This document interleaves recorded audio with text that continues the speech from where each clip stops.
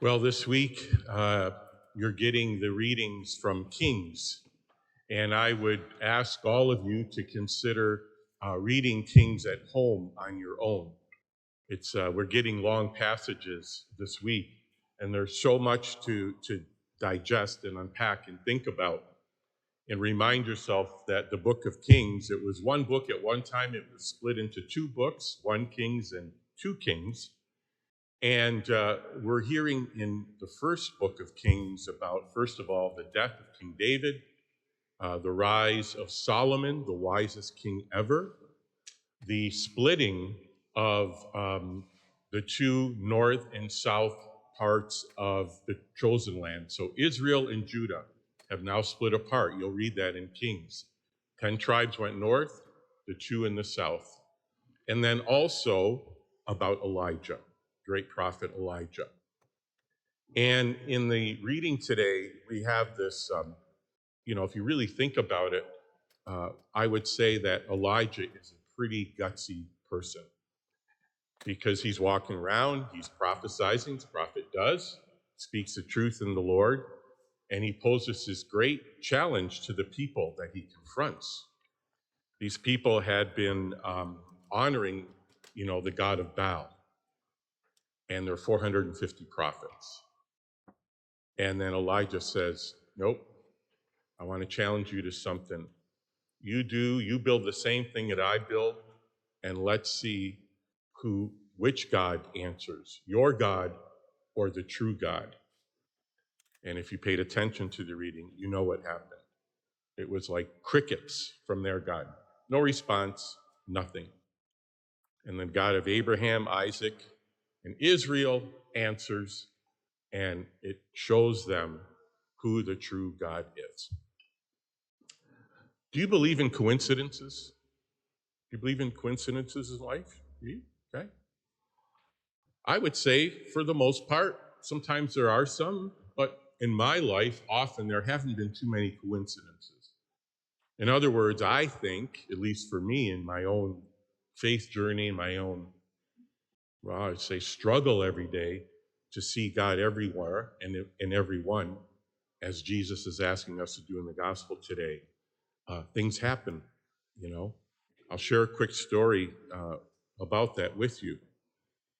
My mom has been hospitalized now for it's been 10 days now, in and out of the hospital since last November, St. John's Hospital in Michigan, which is now part of the Henry Ford healthcare system, big conglomerate. And I've been getting over there quite often to visit her as often as I can, obviously. My dad is at home. He's almost 95. My mom is almost 92. And they're tough people. They do not give up. Last Tuesday, I went to visit my mom, and we were talking, and she handed me a piece of paper. And she said, this person came to visit me and wants you to call her. His name was Nancy Welke, and a phone number. So after I got caught up with my mom, I called. And here's why I don't think there are really too many coincidences in life. When I was growing up, my best friend was a guy named Frank Iannucci. Frank and I, from 10th grade on, were inseparable. We pushed each other, we challenged each other. When Frank became an engineer and moved to California, we stayed in touch with each other. I visited him, he visited us in Maryland. He stood up in my wedding. And unfortunately, Frank passed away at the age of 31 from a brain tumor. And I drove up from Maryland and gave the eulogy at Frank's funeral with his 5 siblings and mom and dad there. Well, I lost touch with his 5 siblings. It's been 35 years ago when that happened. So this Nancy I call, it turns out, is Frank's sister, who I have not seen for 35 years. His sister is a nurse practitioner in charge of the cardiac nurses for Henry Ford healthcare system. She's a doctor too. She saw the name Sheha on my mom's chart, came to my mom's room and asked if I was her son. I said, yeah.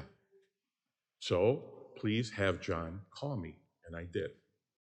So this lady, who I've not seen for 35 years, came and took an active role in my mom's care, got her into rehab, got her diet changed, went through all her meds with her doctors, and is looking after her like her own mother.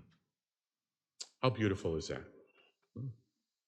When we sort of resign ourselves to the fact that God is in control and we are not, and we look to surrender that part of our will or our egos or our prides to that, I really believe God leads us where he wants us to go.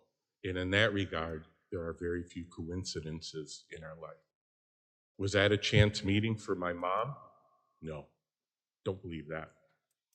Is it a chance meeting when Elijah showed up and converted all those people who were believing in false gods? Nope. Was it a chance that Jesus came into the world to rescue us, to fulfill everything proclaimed in the Old Testament? Nope. What's God doing for you today in your life? Where do you stand with God? Is anything happening in your life a coincidence, or is it God's will? Something to think about as you come forward to receive the body, blood, soul, and divinity of Christ. Amen.